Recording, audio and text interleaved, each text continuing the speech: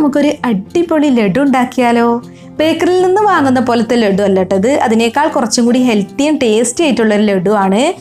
അപ്പോൾ നമ്മുടെ മിക്കവാറും എല്ലാവരുടെ വീട്ടിലുള്ളൊരു ഇൻഗ്രീഡിയൻ്റ് ആണ് നുറുക്ക് ഗോതമ്പം. അപ്പോൾ നുറുക്ക് ഗോതമ്പം കൊണ്ടാണ് കേട്ടോ ഞാനിപ്പോൾ ഈ ലഡു ഉണ്ടാക്കുന്നത്. അപ്പോൾ അതിന് വേണ്ടിയിട്ട് 1 കപ്പ് നുറുക്ക് ഗോതമ്പം കഴുകിയതിന് ശേഷം ഇതുപോലെ ഒരു സ്ട്രെയിനറിൽ ഇട്ട് വെച്ചിട്ടുണ്ട്. അപ്പോൾ വെള്ളമെല്ലാം വാർന്നു പോയതിന് ശേഷമാണ് നമുക്ക് ലഡു ഉണ്ടാക്കാൻ പറ്റുള്ളൂ. ഇതിപ്പോൾ അത്യാവശ്യം വലിപ്പമുള്ള നുറുക്ക് ഗോതമ്പാണ്. ഇത് ബാലവാടിയിൽ നിന്ന് കിട്ടുന്ന നുറുക്ക് ഗോതമ്പാണ് കേട്ടോ ഞാൻ എടുത്തിട്ടുള്ളത്. റേഷൻ കടയിൽ നിന്ന് കിട്ടുന്നതാണെങ്കിൽ എനിക്ക് തോന്നുന്നു ഇതിനേക്കാളും ചെറുതാണെന്ന്. അപ്പോൾ അത് വെച്ചിട്ട് നമുക്ക് ഇതുപോലെ തന്നെ ലഡു ഉണ്ടാക്കിയെടുക്കാം. അപ്പോൾ വെള്ളമെല്ലാം വാർന്നു പോയതിന് ശേഷം നമ്മളിതൊന്ന് റോസ്റ്റ് ചെയ്തെടുക്കണം. അപ്പോൾ അതിന് വേണ്ടി ഒരു പാൻ ചൂടാക്കിയിട്ടുണ്ട്. അതിലേക്ക് നമ്മൾ ഊറ്റി വെച്ചിട്ടുള്ള നുറുക്ക് ഗോതമ്പ് ഇട്ട് കൊടുക്കാം. ഇനി ഒരു ലോ ടു മീഡിയം ഫ്ലെയിമിലിട്ട് ഇതൊന്ന് റോസ്റ്റ് ചെയ്തെടുക്കുക. നല്ലൊരു ബ്രൗൺ കളർ ആവുന്നത് വരെയാണ് കേട്ടോ റോസ്റ്റ് ചെയ്തെടുക്കേണ്ടത്. അപ്പോൾ നല്ലൊരു സ്മെല്ല് വരും. അപ്പോൾ ഇതിവിടെ റോസ്റ്റ് ആയിട്ടുണ്ട്. ഇനി നമുക്കിത് അടുപ്പിൽ നിന്ന് മാറ്റാം. തണുത്തതിന് ശേഷം വേണം കേട്ടോ അത് പൊടിച്ചെടുക്കാൻ, ചൂടോടുകൂടി പൊടിച്ചെടുക്കരുത്. അപ്പോൾ ഞാൻ മിക്സിയുടെ ഒരു ചെറിയ ജാർ എടുത്തിട്ടുണ്ട്.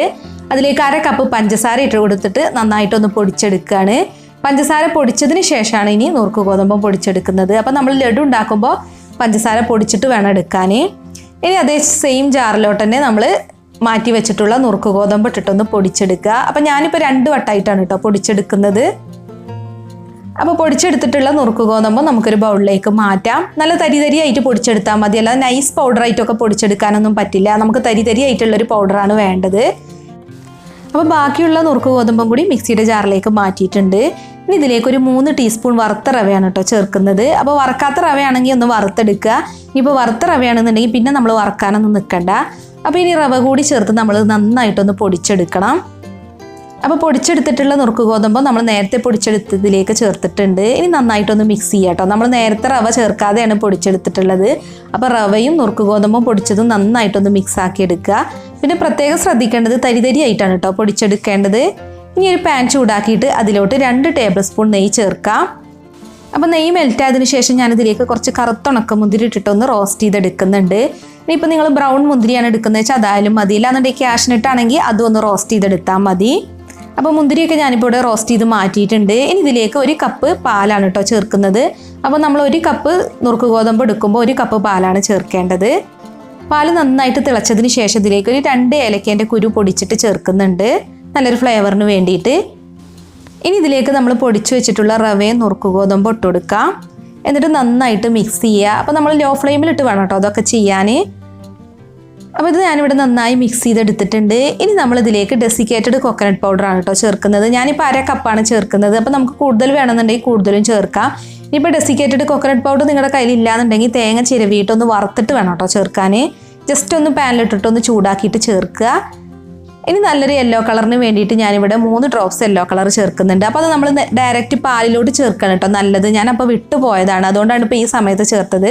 പാലിലോട്ട് ചേർക്കുകയാണെന്നുണ്ടെങ്കിൽ നന്നായിട്ട് മിക്സായിട്ട് കിട്ടും.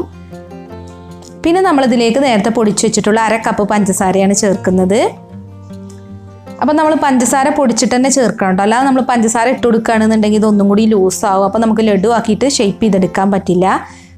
പഞ്ചസാര ചേർത്തിട്ട് നന്നായിട്ടൊന്ന് മിക്സ് ചെയ്യുക. അപ്പോൾ നമ്മൾ കളർ ചേർക്കണമെന്ന് നിർബന്ധമൊന്നുമില്ല കേട്ടോ. ഞാൻ ഫോട്ടോക്കൊക്കെ ഒരു ഭംഗിക്ക് വേണ്ടിയിട്ട് കളർ ചേർത്തുന്നേ ഉള്ളൂ. ഇനി നമ്മൾ വറുത്ത് വെച്ചിട്ടുള്ള മുന്തിരി കൂടി ഇതിലേക്ക് ഇട്ടിട്ട് നന്നായിട്ടൊന്ന് മിക്സ് ആക്കി എടുക്കുക. ഇപ്പോൾ ഇത് കൈകൊണ്ട് തൊടാൻ പറ്റുന്നൊരു പരുവായതിനു ശേഷമാണ് കേട്ടോ ഞാനിപ്പോൾ ഇത് മിക്സ് ചെയ്തെടുക്കുന്നത്. ഇനി നമ്മളിതിൽ നിന്ന് കുറച്ചെടുത്തിട്ട് നല്ലൊരു ലഡുവിൻ്റെ ഷേപ്പിലാക്കി എടുത്താൽ മതി. അപ്പോൾ ആദ്യം നല്ല ടൈറ്റായിട്ട് തന്നെ ഷേപ്പ് ചെയ്തെടുക്കുക. ഷേപ്പ് ആയതിനു ശേഷം പിന്നെ പതുക്കെ ഒന്ന് ഉരുട്ടിയാൽ മതി കേട്ടോ. അപ്പോൾ ഓരോ ലഡുവിൻ്റെ ഉള്ളിലും ഓരോ മുന്തിരി വെച്ച് കൊടുത്താൽ മതി. അപ്പോൾ കാണാനും നല്ല ഭംഗിയായിരിക്കും. പിന്നെ നമ്മൾ ലഡു തിന്നുമ്പോൾ അത് കടിക്കാൻ കിട്ടുമ്പോൾ അങ്ങനെ ഒരു ടേസ്റ്റാണ്. അപ്പോൾ മുന്തിരി തന്നെ വെക്കണമെന്നില്ല കേട്ടോ, നമുക്ക് വേണമെന്നുണ്ടെങ്കിൽ ക്യാഷ്നട്ടും വെച്ച് കൊടുക്കാം. അപ്പോൾ ഇതുപോലെ തന്നെ ഇനി എല്ലാ ലഡു ഒന്ന് ഷേപ്പാക്കി എടുക്കാം. അപ്പോൾ നമ്മുടെ എല്ലാ ലഡു ഇവിടെ റെഡിയാക്കി എടുത്തിട്ടുണ്ട്. ഇത്രയും ലഡു കിട്ടിയിട്ടുണ്ട് കേട്ടോ നമ്മളെടുത്ത അളവിൽ. നല്ല ടേസ്റ്റാണ്, നിങ്ങളൊന്ന് ട്രൈ ചെയ്ത് നോക്കേണ്ട ഒരു റെസിപ്പി തന്നെയാണ്. പിന്നെ എല്ലാവരുടെ വീട്ടിലും നുറുക്ക് ഗോതമ്പൊക്കെ ഉണ്ടാവുമല്ലോ, അപ്പോൾ നല്ല ഹെൽത്തി ആയിട്ടുള്ളൊരു ലഡും കൂടെയാണ്. അപ്പോൾ നിങ്ങൾക്ക് ഈ വീഡിയോ ഇഷ്ടമായി എന്നുണ്ടെങ്കിൽ ഒന്ന് ലൈക്ക് ചെയ്യുക, ഷെയർ ചെയ്യുക, അതുപോലെ നിങ്ങളുടെ വിലയേറിയ അഭിപ്രായങ്ങൾ കമൻറ്റ് ചെയ്യാനും മറക്കരുതേ. അപ്പോൾ മറ്റൊരു കിടിലൻ റെസിപ്പിയുമായി നമുക്ക് വീണ്ടും കാണാം. താങ്ക്